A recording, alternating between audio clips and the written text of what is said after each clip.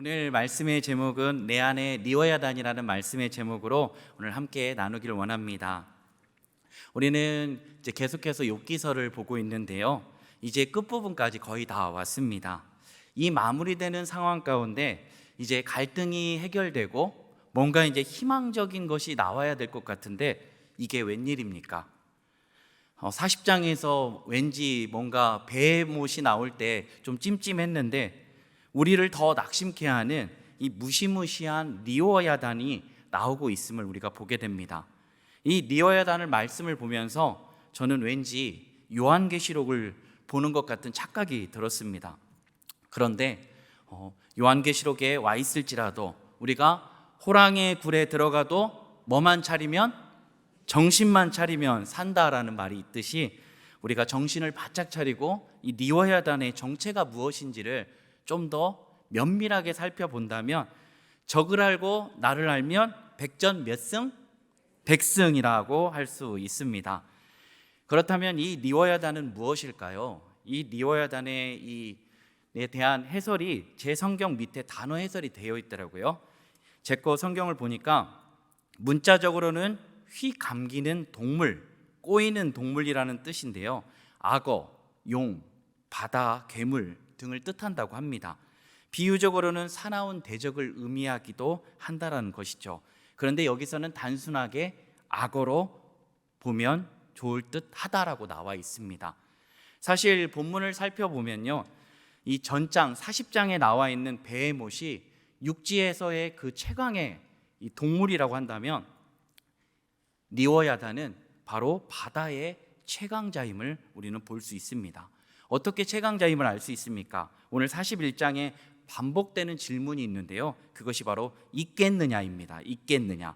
1절을 보니까 혀를 맬 수 있겠느냐, 2절을 보니까 아가미를 깰 수 있겠느냐, 10절을 보니까 누가 내게 감히 대항할 수 있겠느냐, 13절을 보니까 겹재갈을 물릴 수 있겠느냐. 이 있겠느냐에 계속 반복되는 질문을 통해 우리는 이 리워야단이 바다의 최강자임을 알 수 있다는 것입니다. 그러면 리워야단을 대적할 수 있을까요? 대적할 수 없다는 것입니다. 40장에 나오는 베헤못에 대해서도요, 능히 잡을 수 있겠으며 갈고리로 그것의 코를 깰 수 있겠느냐. 인간의 힘으로는 상대할 수도 당해낼 수도 없음을 우리에게 보여주고 있습니다. 그렇다면 왜 하나님께서 이 무시무시한 베헤못과 리워야단을 통해서 이 욥기서가 끝나는 가운데 말씀해 주시는 것일까요? 이것을 그냥 주시지 않으셨을 것입니다. 하나님께서는요, 이걸 통해서 욥이 뭔가를 깨닫기를 원하시고, 그리고 이것을 읽는 우리들이 무언가를 깨닫기를 원하신다라고 말씀해 주고 계십니다. 하나님께서 그냥 단순히 욥이 괘씸해서 욥 이놈, 내가 감히 나를 끝까지 신뢰하지 못하고 나를 불의하게 봐? 불평하고 원망해? 이런 욥을 겁주시기 위해서 베헤못을 출현시키시고 리워야단을 등장시키신 것이 아니라는 것입니다. 분명 하나님께서는 말씀을 해주시는데 우리를 구원하실 때의 이유와 목적이 있듯이 이 리워야단을 말씀해 주시는 것도 이유와 목적이 있다라는 것입니다. 그렇다면 이 말씀을 주시는 목적이 무엇일까요? 아무리 무시무시한 베헤못과 리워야단이라 할지라도 이들을 만드신 분이 계신데 그분이 누구시라고 할까요? 욥기 40장 19절을 보니까 그것은 하나님이 만드신 것 중에 으뜸이라 그것을 지으신 이가 자기의 칼을 가져오기를 바라노라. 이거를 현대어 성경으로 보니까요, 모든 피조물 중에서도 가장 놀라운 것이라 오직 그를 지으신 창조주만이 그를 막아낼 수 있도다. 욥기 41장 11절 말씀입니다. 우리 같이 함께 읽도록 하겠습니다. 누가 먼저 내게 주고 나로 하여금 갖게 하겠느냐? 온 천하에 있는 것이 다 내 것이니라. 온 천하에 있는 것이 누구의 것이라고요? 하나님의 것이라는 겁니다. 그래서 로마서 11장 36절에는요, 이는 만물이 주에게서 나오고 주로 말미암고 주에게로 돌아감이라. 그에게 영광이 세세에 있을지어다. 아멘. 만물이 누구에게서 나온다고요? 바로 주께로부터, 바로 전능하신 창조주이신 하나님으로부터 말미암아 나오고 있다라고 말씀해 주고 있습니다. 그렇다면 오늘 이 말씀을 통해서 우리에게 주시는 교훈은 무엇입니까?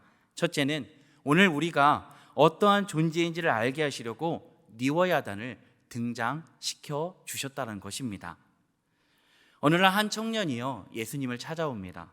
예수님을 찾아와서 선생님이요 어떻게 하면 영생을 얻을 수 있습니까? 라는 질문에 예수님께서 이렇게 말씀하시죠. 내가 생명에 들어가려면 계명을 지키라. 예수님께서 살인하지 말라, 간음하지 말라, 도둑질하지 말라, 거짓 증언하지 말라, 내 부모를 공경하라, 내 이웃을 내 자신과 같이 사랑하라 하신 것이니라. 여기서 한번 질문을 드리겠습니다. 우리 사랑하는 성도님들은 영생을 들어가기 위해서 이 모든 것들을 지켜야 된다는데 이것들을 지키고 살아가고 계십니까? 아마도 어느 것 하나 안 걸리는 것이 없을 것입니다. 지키지 못하는 것들이 참으로 많다는 것입니다. 저도 그렇더라고요. 그런데 이 청년이 놀라운 대답을 합니다. 예수님, 제가 이 모든 것을 어려서부터 지켜왔사온데 아직도 무엇이 부족하나이까? 이 청년이 지금 모든 것을 지켰다라고 대답하고 있습니다. 와, 이렇게 대답할 수 있는 사람이 그 당시에 몇이나 될까요? 정말 흠잡을 것 없다라는 것이죠. 만약 이 청년이 거짓말로 이렇게 했다면 예수님이 단번에 알아채실 것입니다. 너 지금 나한테 지금 거짓을 고하고 있느냐? 라고 하셨을 건데 그렇게 하지 않으셨죠. 그런데 예수님께서 이렇게 말씀하십니다. 이것 말고도 더 할 것이 있는데 예수님께서는 내가 온전하고자 할진대 가서 내 소유를 팔아 가난한 자들에게 나누어 주라. 그리하면 하늘에서 보화가 내게 있으리라고 말씀해 주십니다. 만약 이 청년이 네 가지고 있는 모든 재산을 팔아 가난한 자들에게 나눠주라라고 했던 예수님의 말씀에 네, 예수님, 제가 가지고 있는 재물을 제가 가난한 자들에게 팔아서 나눠주겠습니다 라고 예수님께 대답했다면 어떻게 하셨을까요? 아마 문맥을 살펴볼 때 예수님께서는 더 높은 차원의 질문을 주셨을 것입니다. 더 높은 차원의 행동을 일을 하라고 말씀해 주셨을 것입니다. 그런데 예수님이 이렇게 말씀하신 것은 무엇일까요? 왜 이렇게 하신 거죠? 바로 오직 영생은 예수 그리스도를 말미암아 받을 수 있는 것이기에 그가 영생을 하려면 무엇을 얻으려면 어떻게 해야 됩니까? 이 질문에 이미 그 해답이 자신의 앞에 있다는 걸 말씀해 주고 있는 것입니다. 그러므로 재산을 팔아서 이제 나눠주고 너는 나를 따르라 라고 말씀하신 것은 이제 영생이 예수 그리스도로 말미암아 주어진다는 것을 말씀해 주셨음에도 불구하고 이 청년은 어떻게 했을까요? 이 청년의 이 응답을 보니까요 이렇게 되어 있습니다. 그 청년이 재물이 많음으로 근심하며 돌아가니라 라고 말씀하고 있습니다. 그가 재물이 많대요. 그걸로 인하여 예수님을 따르지 못하고 예수님의 말씀을 따르지 않고 있다라는 것입니다. 영생을 하기를 원하면서 잠시 있다 썩어질 자신의 재물도 가지고 이것도 가지고 저것도 가지고 영생을 하려 했다는 것입니다. 그렇다면 이것을 통해서 우리가 알 수 있는 게 무엇입니까? 이 청년은요 하나님의 말씀인 십계명을 어려서부터 지켰다라고 나오는데 그가 이 말씀 십계명을 지켰던 이유가 무엇이었을까요? 바로 그는 이 십계명을 지킨 이유가 무엇입니까? 자신이 이걸 지킴으로 말미암아 복을 얻고 더 많은 재산을 쌓을 수 있겠다는 생각에 이것들을 지켰다라는 것입니다. 만약 그가 하나님을 정말로 사랑하고 그가 오늘 예수님이 누구신지를 알고 영생을 얻기 위해서 누구를 따라야 되는지를 알았다라면 예수님이 하시는 말씀도 그는 따랐을 것입니다. 이것을 통해서 알 수 있다라는 것입니다. 그런데 그는 재물로도 채워지지 않는 그 영혼을 사모하는 마음을 이제 그 마음이 발동해서 예수님께 찾아왔는데 그는 그 예수님께 영생을 얻고 예수님을 따를 수 있는 그 기회를 놓쳐버리게 되는 것을 보게 됩니다. 그렇다면 오늘 우리는 어떻습니까? 우리가 누구인지를 잘 알고 계십니까? 얼마나 비참한 처지에 놓여 있는지를 성도님들은 알고 계십니까? 우리가 어떠한 존재이고 어떠한 비참한 처지에 놓여 있었는지를 아는 인식이 없고는 우리를 향해 예수 그리스도 안에 베풀어 주신 하나님의 그 크신 사랑에 대해 그 너비와 길이와 높이와 깊이가 어떠한지를 결코 알 수 없다라는 것입니다.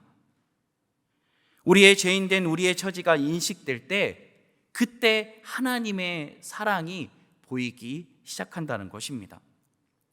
오늘 글로리아 찬양단이 찬양했던 것처럼 우리가 연약할수록 우리를 더욱 귀히 여기시고 높은 보좌 위에서 낮은 나를 위하여 내려오시는 그 놀라우신 사랑과 마주하게 된다는 것입니다.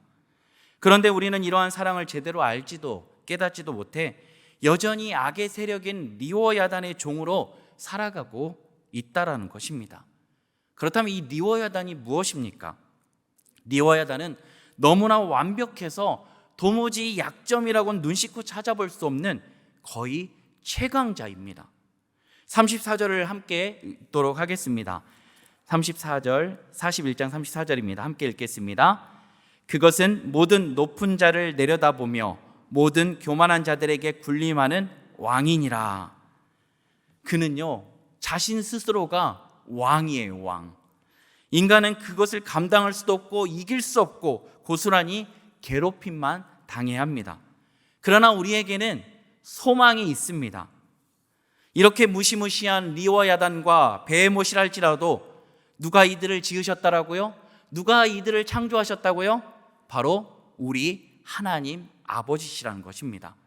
그들은 하나님이 창조하셨기 때문에 하나님의 통치 아래에 있는 피조물이라는 사실을 말씀해주고 있는 것입니다. 그런데 이 리워야단은 어떻습니까? 자신이 여전히 최강자라고 여기고 왕이라고 여기며 공중 권세를 잡고 하나님을 대적하고 우리를 유혹하여 넘어지게 하여 하나님의 영광을 가리게 하며 하나님으로부터 떠나게 한다는 것입니다. 그렇다면 우리 안에 있는 리워야단은 무엇일까요? 이 리워야단을 우리는 돈, 그리고 성공, 명예, 권력, 건강, 자녀라고 할 수 있을 것입니다. 이것들을 가지면 마치 세상이 무서울 것 없을 것처럼 보입니다. 뭔가 다 이루어질 것 같이 보입니다. 영원할 것 같이라고 우리들을 유혹합니다. 이것을 가지기 위해 믿는 자나 믿지 않는 자나 할 것 없이 너나 할 것 없이 이 신기루를 쫓아 살아가고 있다는 것입니다. 그렇다면 오늘 우리 사랑하는 성도님들의 리워야단은 무엇입니까? 우리 성도님들 안에 있는 리워야단은 무엇을 삼고 리워야단으로 삼고 살아가고 계십니까? 어떤 성도님은 돈을 리워야단으로, 어떤 성도님은 성공을 리워야단으로, 어떤 성도님은 권력을 리워야단으로, 어떤 성도님은 자녀를 리워야단으로 삼고 살아가고 있다는 것입니다. 하나님이 아닌 것을 자신의 삶의 이유와 목적으로 삼을 때 그것이 바로 리워야단이고, 이 리워야단을 쫓을 사람은 어떠한 결론이 주어집니까? 이것에 대해 야고보서 1장 15절은 이렇게 말씀합니다. 욕심이 잉태한즉 죄를 낳고 죄가 장성한즉 사망을 낳느니라. 아담과 하와의 범죄 이후에 우리들은 끊임없이 하나님의 자리를 찬탈하고 우리 안에 리워야단을 우리의 주인 삼아 살아가고 있다라는 것입니다. 이것을 따른 결과가 어떻다고요? 바로 사망이에요. 죄의 결과는 사망이라고 분명히 말씀해주고 있습니다. 그것도 보통 사망이 아닙니다. 영원한 사망이라는 겁니다. 이 사망을 낳는 인생이 얼마나 불행한 인생입니까? 우리 안에 돈이라는 리워야단을 삼을 때 어떠한 일들이 발생할까요? 잠언 17장 1절은 이렇게 말씀합니다. 마른 떡 한 조각만 있고도 화목하는 것이 제육이 집에 가득하고도 다투는 것보다 나으니라. 오늘 우리는 수많은 이 돈을 무수히 많이 가지고 있는 재벌들의 형제 간의 다툼을, 소식들을 뉴스로 통해 알고 있습니다. 자신이 가지고 있는 것도 충분한데 서로 더 가지려고 그 형제 간에 다투고 암투하고 이간질하고 미워하고 가정이 풍비박산 나는 것을 우리는 보게 됩니다. 어디 이것뿐이겠습니까? 그럼 어떻게 해야 되겠습니까? 우리 안에 있는 리워야단을 어떻게 해야 됩니까? 로마서 7장 24절은 사도 바울이 이렇게 처절하게 고백합니다. 오라, 나는 공고한 사람이로다. 이 사망의 몸에서 누가 나를 건져내랴 라고 절규와 같이 그는 고백합니다. 죽음의 육체 안에 사는 사도 바울은요, 마음으로는 하나님의 법을 섬기고 육신으로는 죄의 법을 섬기고 있다고 정말로 괴로워했습니다. 그럼 어떻게 해야 됩니까? 이사야서 27장 1절에 보니까요, 이렇게 말씀하시더라고요. 그날에 여호와께서 그의 견고하고 크고 강한 칼로 날랜 뱀 리워야단, 곧 꼬불꼬불한 뱀 리워야단을 벌하시며 바다에 있는 용을 죽이시리라 라고 말씀하고 계십니다. 이것을 다스리고 이것을 심판할 수 있는 자는 바로 오직 하나님 한 분밖에 없다라고 말씀해 주고 있는 것이죠. 그래서 로마서 7장 25절은요, 오라, 나는 공고한 사람이로다. 이 사망의 몸에서 누가 나를 건져내랴 했을 때 그 응답으로 로마서 7장 25절은 오직 예수, 우리 구주 예수 그리스도로 말미암아 승리할 수 있다라고 말씀해 주고 있습니다. 바로 하나님께서 우리를 위하여 보내주신 예수 그리스도, 이미 죄와 사망의 권세를 깨뜨리고 이기신 예수 그리스도를 만이 그 모든 리워야단을 깨뜨리고 무너뜨리고 부술 수 있다라고 말씀해 주고 있습니다. 그렇다면 오늘 두 번째 주시는 교훈은 무엇입니까? 오늘 우리가 누구를 주인 삼아 살아가고 있는지를 묻고 계신다는 것입니다. 오늘 우리 안에 리워야단을 주인 삼아 살아가고 있으십니까? 아니면 우리 안에 영원토록 함께 하시는 예수 그리스도를 주인 삼아 살아가고 계십니까? 우리는 예수 그리스도를 믿고 회심하게 됩니다. 출애굽할 때요, 이스라엘 백성들이 이제 어린 양을 잡게 됩니다. 어린 양을 잡고 그 어린 양을 잡아 먹을 때요, 발에 신을 신고 손에 지팡이를 잡은 뒤 급히 먹게 됩니다. 이렇게 하라고 하나님께서 유월절에 규례를 주신 거예요. 이렇게 하신 이유가 무엇입니까? 어린 양을 먹는 일은 어린 양과의 연합을 의미합니다. 이 연합에 들어가려면 애굽에 있었던 그 모든 것들과 단절을 의미합니다. 그러므로 상징적인 행동이 필요했다는 거예요. 더 이상 어린 양과 연합한 이들은 애굽에 더 이상 미련을 두지 않는다는 거예요. 애굽과의 단절을, 철저한 단절을 의미하는 그 상징의 행동을 통해서 하나님과의 연합을 지금 이루어 가시라고 하는 것입니다. 하나님과의 연합의 능력을 원한다면 우리는 반드시 세상과의 단절이 필요합니다. 초대교회의 역사에 있어 권위 있는 학자가 있습니다. 알렌 크라이더 박사인데요, 이 박사가 초대교회와 현대교회의 가장 큰 차이 중 하나는 회심의 의미라고 지적한 바가 있습니다. 초대교회 당시 회심의 의미는요, 오늘과 전혀 다른 성격을 가지고 있습니다.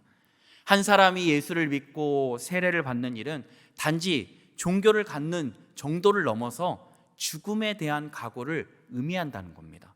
그것이 내포되어 있다는 거예요. 그래서 과격한 결심과 동시에 이 세상 정신과의 과격한 단절을 의미한다라고 이야기합니다. 그래서 보네포 목사님은 예수께서 당신을 부르신 건 죽으라고 부르신 것입니다라고 이야기합니다.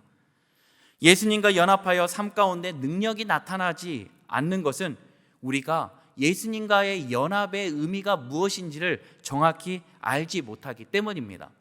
그렇다면 그리스도의 연합이 무엇일까요? 우리 주 예수 그리스도와의 연합이 무엇일까요? 그것에 대해서 갈라디아서 2장 20절은 그것에 대해서 정확하게 말씀해 주고 있습니다. 내가 그리스도와 함께 십자가에 못 박혔나니 그런즉 이제는 내가 사는 것이 아니요 오직 내 안에 그리스도께서 사시는 것이라. 이제 내가 육체 가운데 사는 것은 나를 사랑하사 나를 위하여 자기 자신을 버리신 하나님의 아들을 믿는 믿음 안에 사는 것이라. 오늘 말씀해 보니까 내가 그리스도와 함께 십자가에 못 박혔나니, 우리가 실제로 못 박혔나요? 그런데 갈라디아서는 오늘 뭐라고 말씀하고 계십니까? 우리가 그리스도와 함께 십자가에 못 박혔다라고 말씀합니다. 이것이 무엇입니까? 이것이 바로 연합입니다. 내가 주 안에, 주가 내 안에 있는 겁니다. 그리고 이제 죄로 인해 죽었던 우리들은 죽고 우리 안에 그리스도께서 사신다는 것을 이야기합니다. 이제는 내가 사는 것이 아니래요. 이제는 나와 연합하신 예수 그리스도께서 우리 안에 사신다는 것입니다. 그래서 우리가 살아갈 때 우리는 늘 나를 위하여 자기 자신을 버리신 하나님의 아들을 믿는 믿음 안에 살아야 됩니다. 그 믿음 안에 살지 않으면 어떻게 될까요? 니오야단에게 계속 끌려갈 수밖에 없는 것입니다. 그러나 그리스도와 온전한 연합을 이루고 예수 그리스도로 살아가는 삶이 되면 어떻게 될까요? 아무리 무시무시한 니오야단이 철옹성과 같은 여리고성같이 딱 버티고 있을지라도, 그리고 시험과 유혹, 그리고 환난과 핍박이 몰려올지라도 우리 안에 예수 그리스도의 온전한 연합이 이루어진다면 결코 요동할 필요가 없다라는 것입니다. 우리는 그것에 반응할 필요도 없고 이제는 반응할 수 없는 존재가 되었음을 깨닫게 된다라는 것입니다. 그러니까 사도 바울은요, 빌립보서 1장 20절에서 21절 말씀에 이렇게 말씀합니다. 나의 간절한 기대와 소망을 따라 아무 일에든지 부끄러워하지 아니하고 지금도 전과 같이 온전히 담대하여 살든지 죽든지 내 몸에서 그리스도가 존귀하게 되게 하려 하나니 이는 내게 사는 것이 그리스도니 죽는 것도 유익함이라. 아멘. 사도 바울은 이제 그리스도와 연합된 삶을 통하여 그는 내가 사는 것이 그리스도니 죽는 것도 유익하다라고 이야기합니다. 내가 지금 감옥에 갇혀 있지만 살든지 죽든지 내가 어떻게 될지 모르지만 내 안에서 그리스도께서만 존귀케 된다면 나는 더 바랄 것이 없다라고 이야기하고 있는 것입니다. 어떻게 이런 고백을 할 수 있죠? 어떻게 이런 예수 그리스도를 대한 고백을 할 수 있습니까? 이렇게 할 수 있는 건 온전한 그리스도의 연합을 이뤘기 때문입니다. 자, 그렇다면 어떻게 해야 됩니까? 어떻게 해야 우리 안에 있는 니오야단을 주인 삼아 살지 않고 진정한 주인 되신 예수 그리스도를 주인 삼아 살아가려면 우리는 어떻게 해야 합니까? 사도행전에 나온 초대교회를 살펴보면 그 해답이 나와 있습니다. 날마다 우리 안에 있는 니오야단을 내려놓고 우리의 참된 주인 되신 예수 그리스도를 따라가려면 반드시 우리가 해야 될 것이 있대요. 그것을 사도행전 2장 42절은 이렇게 말씀합니다. 그들이 사도의 가르침을 받아 서로 교제하고 떡을 떼며 오로지 기도하기를 힘쓰니라. 무엇을 했습니까? 초대교회에 있었던 성도들은 첫째, 사도의 가르침을 받았다는 겁니다. 곧 하나님의 말씀을 받았다는 거죠. 사도가 가르쳐 준 게 무엇입니까? 바로 복음입니다. 그 복음을 들었다는 거예요. 예수 그리스도의 복음을 그들이 사도의 가르침을 통하여 날마다 들었다는 겁니다. 둘째로는 서로 그 말씀을 받고 교제했대요. 이게 단순한 교제가 아닙니다. 그냥 단순한 시시콜콜한 세상에 같이 모여가지고 세상의 이야기를 주고받는 것이 아닙니다. 예수 그리스도를 받아, 예수 그리스도의 그 복음을 받아 살아가는, 세상을 살아가는 이야기의 교제를 나눴다는 거예요. 그냥 단순하게 야 만나서 야 어디가 맛집이더라, 야 우리 언제 한번 가자, 야 지금 어디가 핫하대, 나 거기 한번 꼭 가고 싶어, 우리 꼭 가자, 나 이번에 가장 핫한 신상을 샀어, 어때? 이거 어때? 그런 시시콜콜한 세상의 이야기가 아니라는 거예요. 그들이 나눴던 이야기는 바로 예수 그리스도의 복음을 받고 예수 그리스도의 복음으로 살아났을 때 어떠한 일들이 그들의 삶 가운데 나타났는지를 그들이 만나서 교제하고 이야기를 나눴다는 거예요. 저번에 내가 예수 그리스도로 말미암아 이러한 삶을 살았는데 이러한 일들이 나타났어. 하나님께서 예수 그리스도로 살아갈 때 이러한 일들이 나의 삶 가운데 일어났어. 얼마나 은혜스러운지 몰라, 얼마나 감사한지 몰라. 이러한 이야기들을 나눴다는 것입니다. 복음을 살아낸 간증들인 거죠. 그런데 세상의 이야기를 나누시는 건 어떠십니까? 우리가 모임을 갖습니다. 여러 가지 모임들을 가질 때 세상의 이야기들을 나누는 때가 많습니다. 그럴 때 어떠신가요? 세상의 이야기들, 어떤 것들이 좋더라, 그리고 거기에 모여가지고, 예전에 제가 어떤 식당을 갔는데 그 식당에 한 10명이 모여가지고 단체로 모여가지고 막 맛있는 이 식사를 하는데 거기에다가 그걸로도 부족했나 봐요. 어떤 한 사람, 그 자리에 없는 사람을 안주거리 삼아서 그 사람을 씹고 있더라고요. 근데 너무나 그 모임이 좋아 보이지 않더라고요. 제가 옆에서 저희 가족들이 식사를 하는데 자리를 옮겼습니다.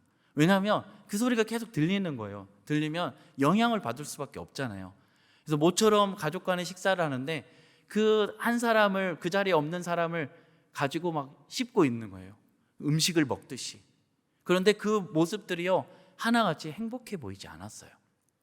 다들 막 분에 못 이겨가지고 막 얼마나 막 심한 말까지 하면서 그렇게 하고 있더라고요. 세상의 이야기를 하면 우리는 힘이 빠질 수밖에 없고 영적으로도 눌릴 수밖에 없는 겁니다.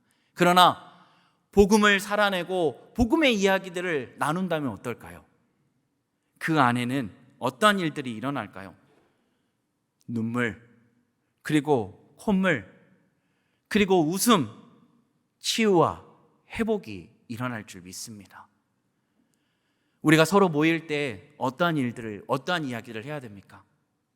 바로 복음으로 살아냈던 이야기를 해야 되는 것입니다. 그게 바로 예수님 안에 초대교회가 했던 교제라는 거죠. 셋째는 함께 떡을 뗐대요. 이 떡은요, 성찬과 애찬을 의미합니다. 그러니까 자신들이 가지고 온 것을 가지고 서로를 식사를 나누고 그리고 성찬을 통해 예수님을 기념하고 기억했다는 거예요. 그들이 식사를 함에도 그 예수 그리스도로 채워진 그 가득 찬 그 식탁에서 예수님과 함께 식사를 나누는, 형제와 지체, 교회의 머리 대신 예수 그리스도를 두고 이제 한 몸 한 지체를 이룬 교회의 몸된 그 형제와 자매들과 함께 식사를 나눴다는 겁니다. 그리고 예수님을 기억했다는 겁니다. 마지막으로는요, 함께 기도하기를 힘썼다는 것입니다. 무엇을 기도했을까요? 하나님, 잘 살게 하여 주옵소서. 이 사업만 대박 나면 제가 정말로 하나님께 헌신하겠습니다. 그게 아니었어요. 그게 아니었습니다. 그들의 기도가 무엇이었을까요? 주님, 아직도 예수 그리스도를 만나지 못한 이들이 저 거리에 즐비합니다. 저 죽어가는 영혼들을 붙들어 주옵소서. 아직도 저의 가족 중에 믿지 않는 가족이 있습니다. 주님, 그 가족들에게 찾아가 주시옵소서. 또한 제가 그 복음을 전할 때 온전히 전할 수 있게 성령 하나님 일하여 주옵소서. 저희 친지 가운데 아직도 믿지 않는 이들이 참으로 많습니다. 주님, 찾아가 주셔서 만날 수 있게 인도하여 주옵소서. 라고 기도했을 것입니다. 믿지 않는 이들을 위하여 기도하고 또한 많은 죽어가는 영혼들을 위하여 기도했을 것입니다. 자신을 위한 기도가 아니라 지극히 작은 자 한 사람을 위한 기도, 그 기도를 드렸다는 겁니다. 그랬더니 어떻게 됩니까? 그렇게 사도들의 가르침을 받고 교제하고 떡을 떼고 그렇게 오로지 기도에 힘쓴 결과 어떠한 일들이 일어납니까? 삶의 변화가 일어납니다. 더 이상 그들은요, 자신 안에 있는 사망의 몸에 있는 리워야단을 쫓아 살아가지 않고 리워야단이 설 자리도 없는 그러한 상태, 이제는 예수 그리스도만이 주인된 삶을 온전히 살아가는 삶이 되어가고 있었다는 것입니다. 그래서 사도행전 2장 43절부터는 그것에 대한 이제 어떠한 변화가 일어났는지에 대한 이야기를 나눕니다. 제가 봉독하겠습니다. 사람마다 두려워하는데 사도들로 말미암아 기사와 표적이 많이 나타나니 믿는 사람이 다 함께 있어 모든 물건을 서로 통용하고 또 재산과 소유를 팔아 각 사람의 필요를 따라 나눠주며 날마다 마음을 같이하여 성전에 모이기를 힘쓰고 집에서 떡을 떼며 기쁨과 순전한 마음으로 음식을 먹고 47절이 중요합니다. 하나님을 찬미하며 또 온 백성에게 친송을 받으니 주께서 구원받는 사람을 날마다 더하게 하시느니라. 온 백성에게 친송을 받으니 온 백성에게 믿는 자나 믿지 않는 자들에게 칭찬을 받았다는 거예요. 아, 저들이 예수 그리스도를 주인 삼아 살아가는 그리스도인들이네. 어떻게 저렇게 살아갈 수 있지? 칭찬했다는 겁니다. 2024년 새해가 밝고 우리 신한교회는 이번 교회 표어로 더 깊이 복음 안으로, 더 멀리 세상 속으로 라는 표어를 삼았습니다. 더 깊이 복음 안으로 들어가기 위해 하나님의 나라의 복음을 함께 살아가고자 말씀을 함께 나누는 것을 시작했습니다.